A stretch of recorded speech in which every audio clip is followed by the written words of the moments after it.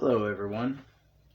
It is 8:21 p.m., Saturday 9/9, the 9th of September. This is Ka, like the snake from Jungle Book. This is an ngoma drum, which is spelled N''G''OMA. It is the rhythm holder. It is the bass drum. There is a small solo drum that plays, harmonies and dances around the structure. The structure is provided by this drum. And there's a small drum called an ashiko that is meant to be played with it. So this is the ngoma drum. I am not that coordinated. So I am trying to work on my ability to speak and drum at the same time, and it's very difficult for me. But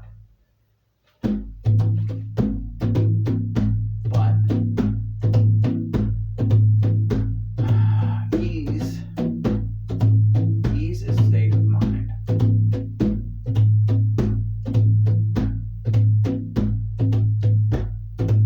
So as you may know, I am of Polish descent.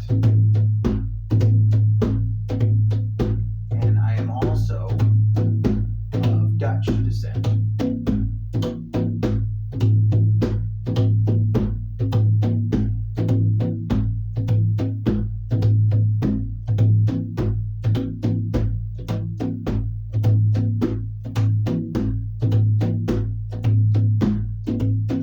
A long time ago, on the Scheldt River, there was a town.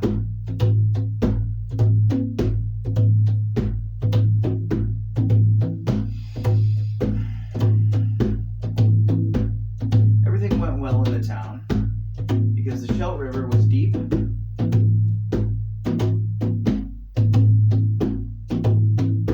the trade was easy, right?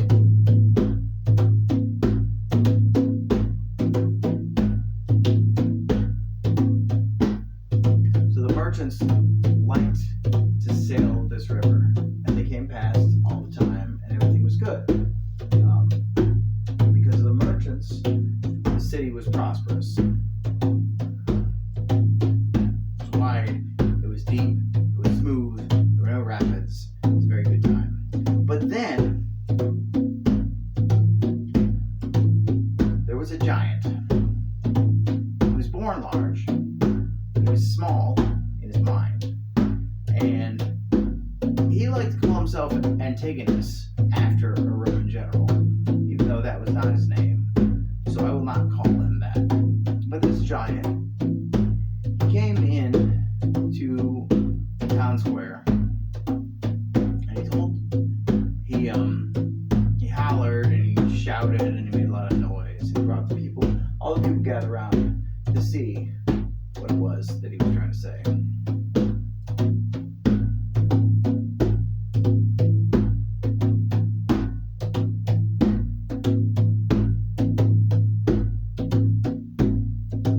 He said, "I've built a castle up on the hill, upstream of your river. Upstream of your city, excuse me.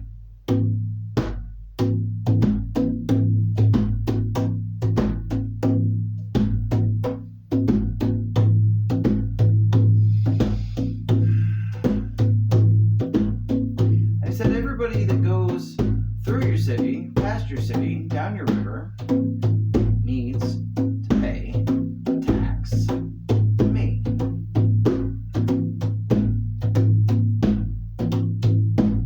Nobody gets to go through unless they pay me."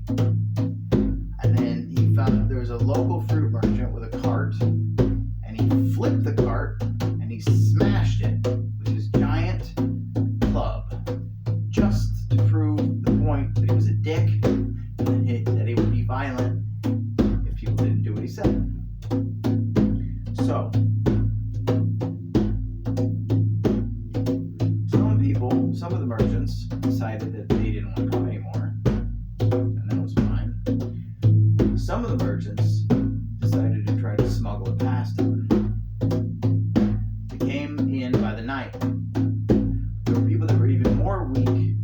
giant, and they decided to work with the giant, to be spies, to be snitches. And they sat on the high walls of the giant's castle and they watched the river like hawks.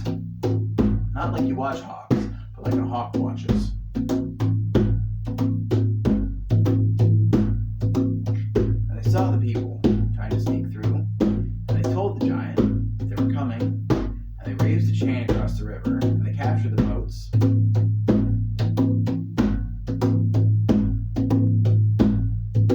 they pulled the people from the boats into the dungeon. They cut off their thumbs. Their thumbs! Can you imagine? They cut their fucking thumbs off.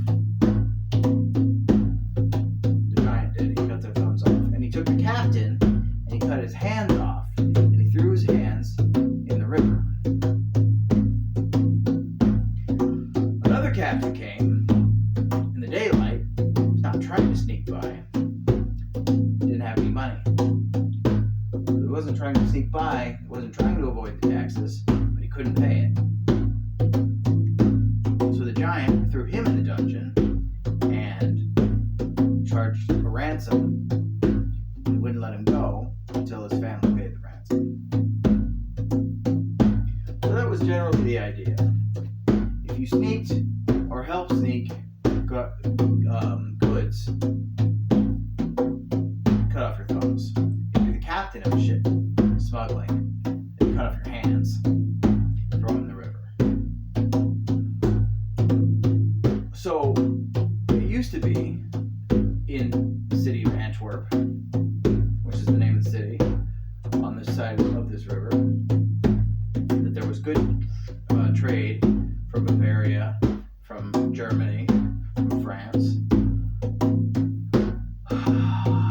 But the Germans started calling the place Antwerpen, which means hand throwing, because they would cut your hands off and throw them in the river.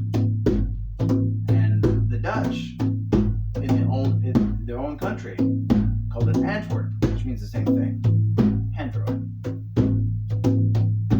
And so the city got a very bad reputation. The trade dried up. Things were not good. So now our hero, Silvius Brabo. Silvius Brabo went to the governor of the city, to the mayor of the city. The mayor had already been to the castle and shook his finger in the face of the giant. You can't do this. And the giant just laughed at him and kicked him out. Silvius Brabo, our hero, the old Dutch Silvius Brabo, they say he was from a Roman legion. It was a Roman name, Silvius Brabo, but he was Dutch. He went to the mayor and he said, "Hey, I'll kill the giant. You gather an army, you attack the castle, provide a distraction for me. I will kill the giant, because I think this giant is a bully and a coward. And I'm pretty sure if you attack the front gate, he'll go and he'll hide. And I know where he'll hide, and I'll find him and I'll kill him."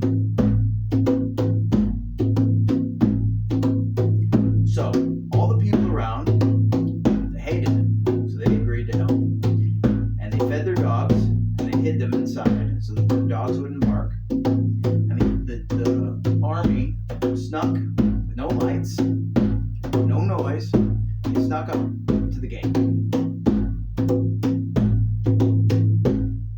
And Silvius Brabo climbed the back wall to the giant's bedroom. And as he was about halfway up, the army lit their lanterns so that the giant would know he was there.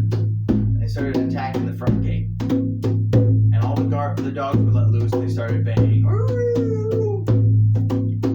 So then they knew that they were under attack. And while the people, the army that had been gathered by the mayor of Antwerp, while they fought the giant's army, Silvius crawled in the window because he had predicted correctly, the giant had run away from the conflict. He had hidden in the most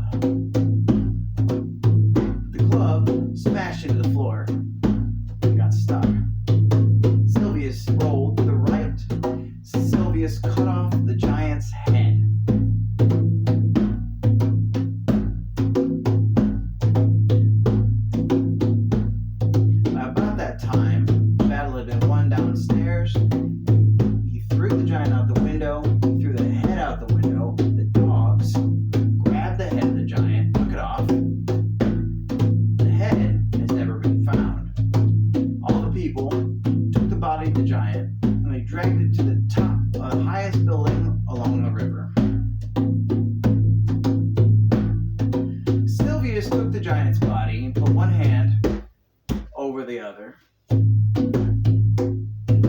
the same way that he used to do to the captains that tried to go by without paying the toll. And he hacked his hands off and he threw the hands in the river. And they said, "Hey, we're going to rename the city." And he said, "No, keep the same name. We want people to know what happened. So that if you try to come in to Holland, to Amsterdam, to Antwerp, to be a tyrant, you know what happened to the tyrants that came before you. Keep the city of Antwerp called Antwerp. Hand throwing. So we know what happened to the giant." And to this day, in the town square of Antwerp, there is a statue of Silvius Brabo, the hero of Antwerp.